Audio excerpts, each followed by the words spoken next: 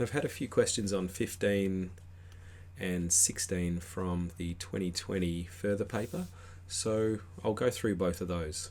We've got a table here. Table 3 shows the long-term mean rainfall. So long-term mean rainfall means basically we look at lots and lots of Januaries from 2019, 2018, 2017, etc., etc. And what we do is we note that on average the rainfall is 51.9 millimeters in January. Alright, so they do these for each month of the year, and we're going to note that December is missing, and they've also given us the seasonal index.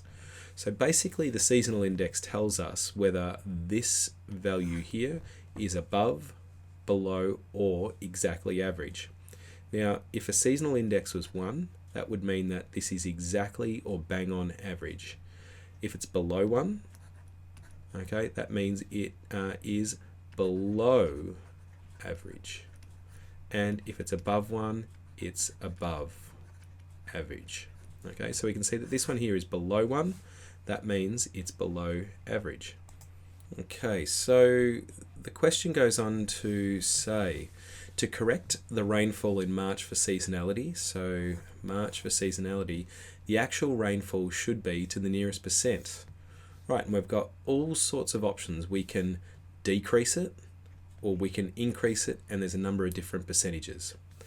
Okay, so if we're going to correct this for seasonality, what we need to do, it needs to go up, okay, because this seasonal index indicates that it's below average. So if you imagine a time series plot, what we would be trying to do is move this value upwards to, in effect, straighten it out so we can fit a regression line to it.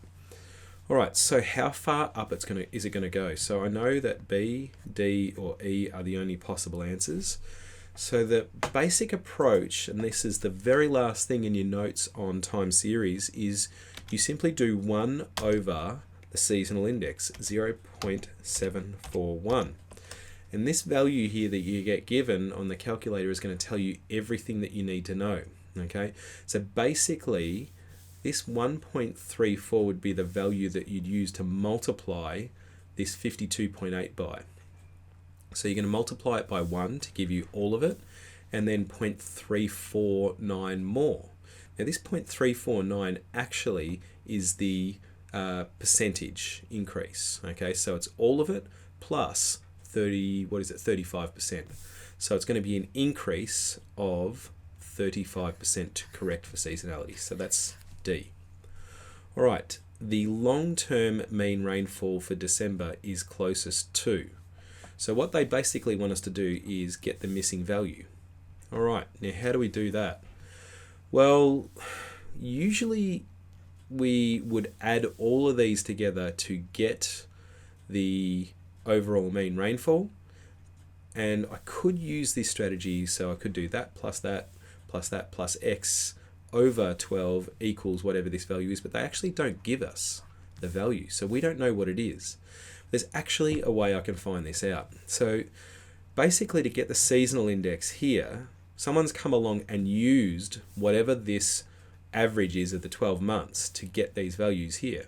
And the way we work out a seasonal index is we look at the actual value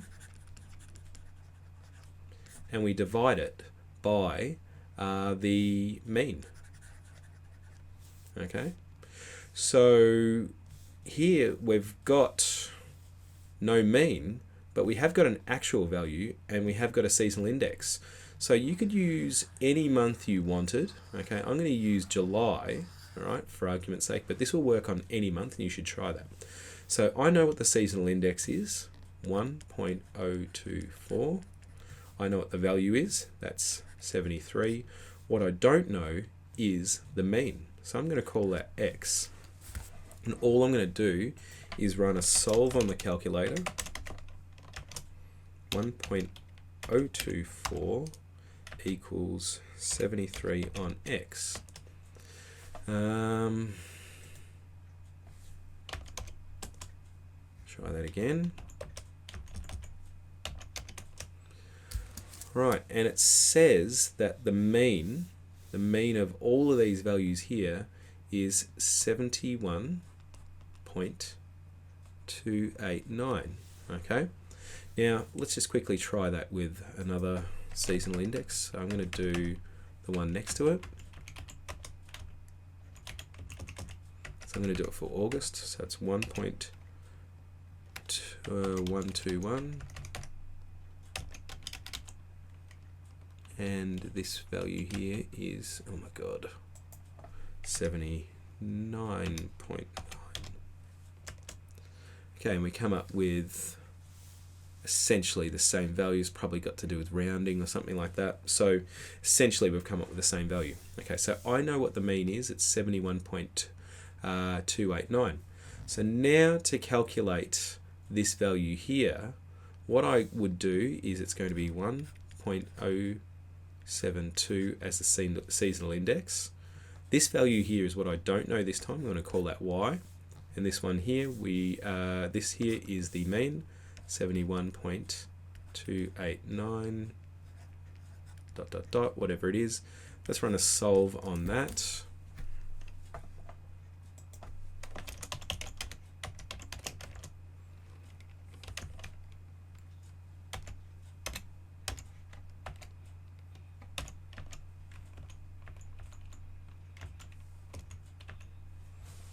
I'm going to grab this value here.